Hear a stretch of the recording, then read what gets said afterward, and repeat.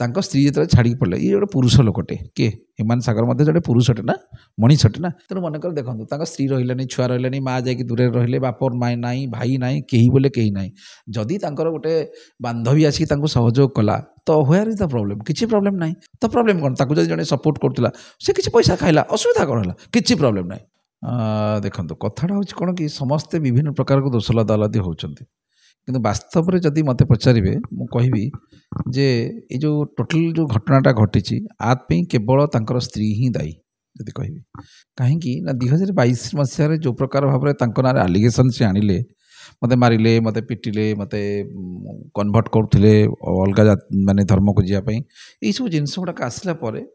ଯେଉଁ ପ୍ରକାର ଭାବରେ ଗଣମାଧ୍ୟମ ତାଙ୍କର ଚରିତ୍ର ଚିତ୍ରଣ କଲା, ଯେଉଁ ପ୍ରକାର ଭାବରେ ହ୍ୟୁମାନ ସାଗର ଜଣେ ମଦୁଆ, ଭାଡ଼ୁଆ, ରାଣ୍ଡୁଆ, ଗଞ୍ଜଡ଼, ଏଇ ଯେଉଁ ପ୍ରକାର ଭାବରେ ଚରିତ୍ର ଚିତ୍ରଣ କଲା ଏବଂ ପୋଲିସରେ ସେ ଯାଇକି ଠିଆ ହେଲେ, ଯେଉଁ ପ୍ରକାର ମାନସିକ ଦୁଶ୍ଚିନ୍ତା ତାଙ୍କ ଉପରେ ପଡ଼ିଲା, ଯେଉଁଥିପାଇଁ ସେ ସମ୍ପୂର୍ଣ୍ଣ ଭାବେ ଭାଙ୍ଗି ପଡ଼ିଲେ ଯଦି ଆପଣ କହିବେ। ଏବଂ ସବୁଠାରୁ ବଡ଼ କଥା ହେଉଛି ତାଙ୍କର ଯେଉଁ ଝିଅଟି, ସେ ଝିଅଟିକୁ ସେ ନିଜର ମାନେ ନିଜଠୁ ବି ଅଧିକା କାହାକୁ ଭଲ ପାଉଥିଲେ, ସେ ହେଉଛି ତାଙ୍କ ଝିଅ। ଯେତେବେଳେ ତାଙ୍କ ଝିଅକୁ ତାଙ୍କଠାରୁ ଦୂରେଇ ରଖାଗଲା, ଯେମିତି ଗୋଟେ ମଣିଷର ଶରୀର ତାର ହାର୍ଟକୁ ଦୂରେଇବା ଯାହା, ଯେତେବେଳେ ତାଙ୍କୁ ଦୂରେଇକି ରଖାଗଲା, ତା ପରଠାରୁ କେଉଁଠି ନା କେଉଁଠି ତାଙ୍କ ଯେଉଁ ଭିତରେ ଗୋଟେ ମାନେ ନିଜକୁ ଆଉ ସେ ନିଜେ ଭଲ ପାଇଲେନି। ପ୍ରତି ମୋମେଣ୍ଟରେ ସେ ପ୍ରତି ସେକେଣ୍ଡରେ ନିଜେ ମରୁଥିଲେ। ତେଣୁ ଯେତେବେଳେ ଦେଖନ୍ତୁ, ପିଲାମାନେ ତାଙ୍କର କହୁଛନ୍ତି ଯେ 2 ବର୍ଷ ପୂର୍ବରୁ ତାଙ୍କ ଡକ୍ଟର କହିଛି ତାଙ୍କ ଦେହ ଦେଖିବା ପାଇଁ, ସେ ଦେଖାଉନଥିଲେ। କେଉଁଠି ନା କେଉଁଠି ସେ ନିଜେ ଭାବୁଥିଲେ, ହେ ମୃତ୍ୟୁ ମୋ ପାଖକୁ ପଳେଇ ଆସନ୍ତା କି। ଯେମିତି ବେଳେବେଳେ ଆପଣ ଯଦି ଗୋଟେ, ମୁଁ ଛୋଟ ଏକ୍ଜାମ୍ପଲଟେ ଦେଉଛି, ଅନେକ ସମୟରେ ଯେଉଁମାନେ ସବୁ ସ୍ତ୍ରୀ ଲୋକମାନଙ୍କ ଟର୍ଚର ଏତେ ଭାବରେ ବଢ଼ିଯାଇଛି ବର୍ତ୍ତମାନ, ଅଫିସରେ ଗୋଟେ ଲୋକ କାମ କରୁଥିବ, ଅଫିସରେ କାମ କଲା ଭିତରେ ସେ ସ୍ତ୍ରୀ ଲୋକଟିଏ ମନେକର ଜଣକୁ ଫୋନ୍ କଲା, ତା ହଜବେଣ୍ଡକୁ ଫୋନ୍ କଲା କି କ'ଣ, ଆଜି ଜଲ୍ଦି ଶୀଘ୍ର ଘରକୁ ପଳେଇ ଆସିବ, ମାନେ ଏଭଳି କଣ୍ଠରେ ସେ କହିଥିବ ଯେ ଯେଉଁ ଲୋକଟି ଅଫିସରେ ବସିଥିବ, ସେ ଅଫିସରୁ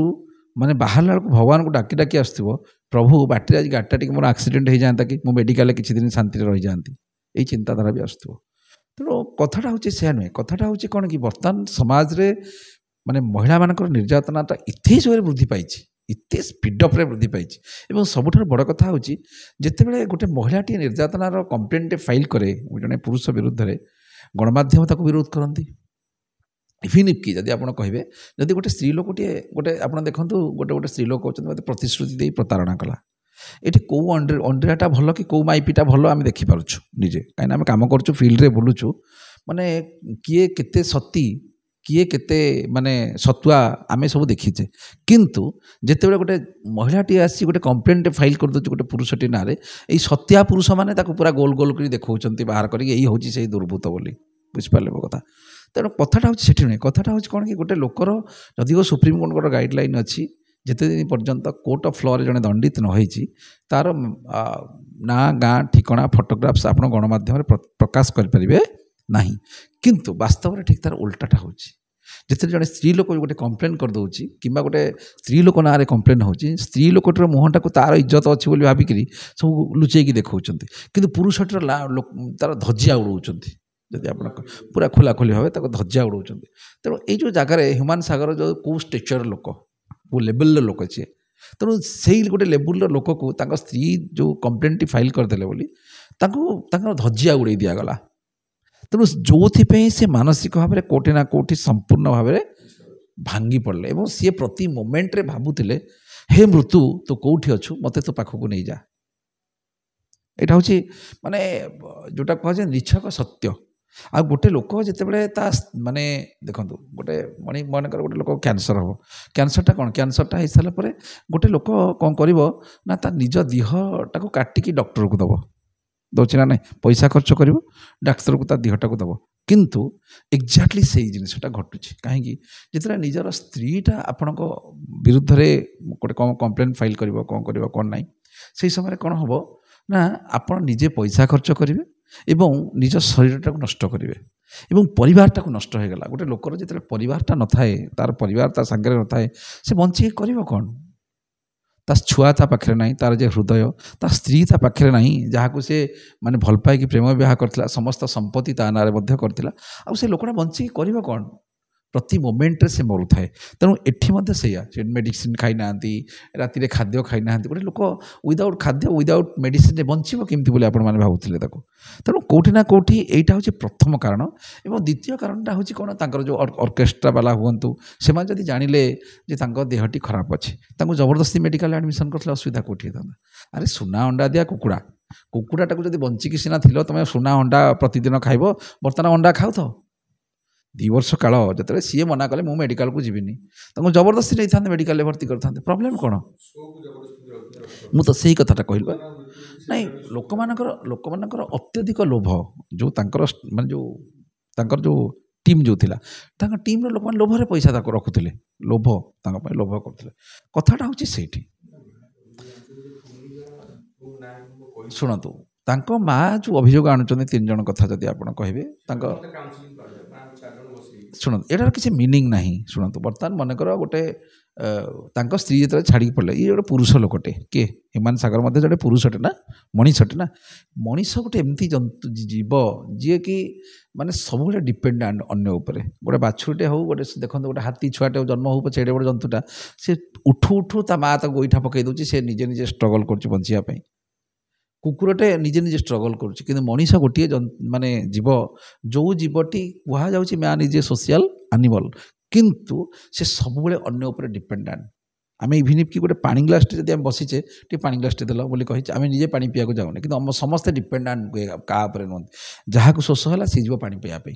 कि मनीष हूँ सब डिपेंडेंट तेणु मनकर देखो स्त्री रही छुआ रही माँ जा दूर रही बापर माँ ना भाई ना कहीं बोले कहीं ना जदि गोटे बांधवी आसिक सहयोग कला तो व्हेयर इज द प्रॉब्लम किसी प्रॉब्लम ना जदि गोटे लोक दीप तेजिले ता हाथटा तेल हम किसी असुविधा कथा नुहे दीपटा जी तेजी मैंने बुझीपार पेल दीपटा हाथटा तेल हम कि ना असुविधा कौन है जदि से कोटी कोटा गोटे कोटिपतिर से हेल्प करूला तो सी किसी पैसा नेला प्रॉब्लम कौन है किसी प्रॉब्लम नहीं मो मत किसी प्रॉब्लम ना जदि